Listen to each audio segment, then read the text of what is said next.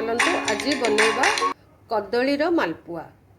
मु नहीं गोटे कदली किछि गुजराती गुड़ अटा मैदा आउ क्षीर आपण क्वांटिटी हिसाब रे को बढ़ई भी पारिबे। प्रथमे मु 2 चामच मैदा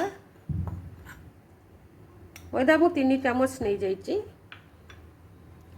अटा भी समान परिमाण रे नेबी।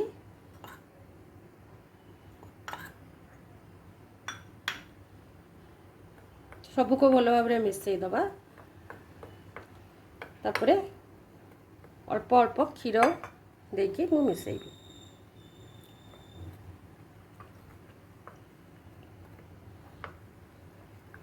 भल भाव में मिसईबे जमती किछि बिंडा न हुए, लम्स न आसे।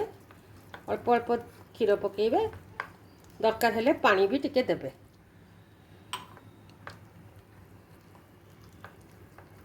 अल्प पानी टिके दबा, अल्प पानी दबा।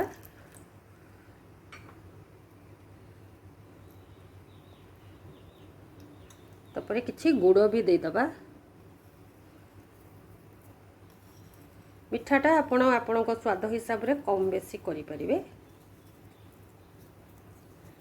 गुड़ बदल रे चीनी भी दे परिबे।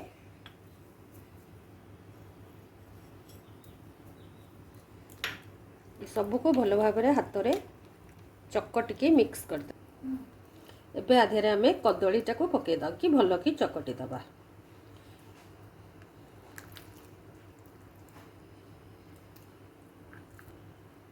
गुड़टा को भल भाव में मिक्स कर नेबे। कदलीटा पके सरला परे मु किछि पान महुरी भी दउची। एगुड़ा सब ऑप्शनल, टेस्ट हिसाब रे आपण दे परिबे। मु किछि पान महुरी दउची। जेहेतु एटा तेल छणा जिनस सेतपई किछि जुआणी भी दउची। आउ ए गुजराती को गुंड करके ता देहरे पके दबा।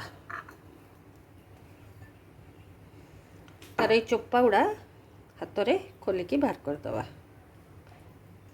अल्प टिके लूण देबे।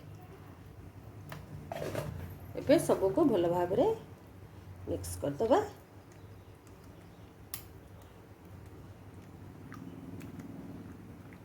गैस ऑन करके पैन रे एबे हमें तेल दे दबा। टिके छाणीबा पई अधिका तेल दबा।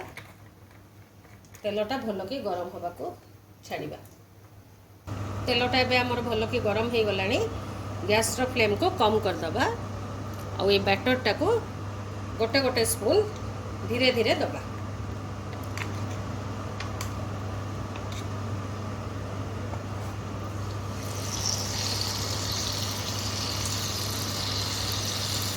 तो फ्लेम रे हवा को देबे। चारिपटू धीरे धीरे तेल गरम तेलटा ता ऊपर को टिके टिके दउथिबे।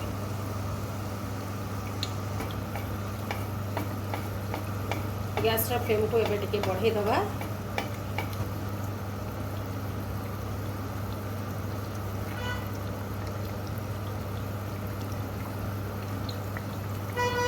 देखंतु एटा पूरा केमती भासीला।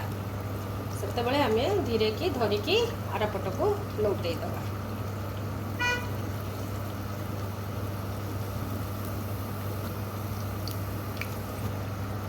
हमें नेक्स्ट आउ गोटे पकेइबा।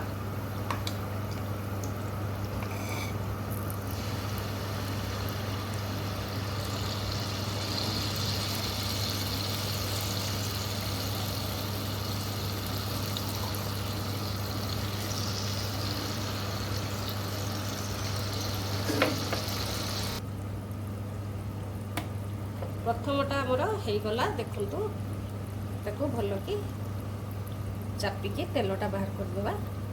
ताको टिश्यू पेपर रे रखी देबा।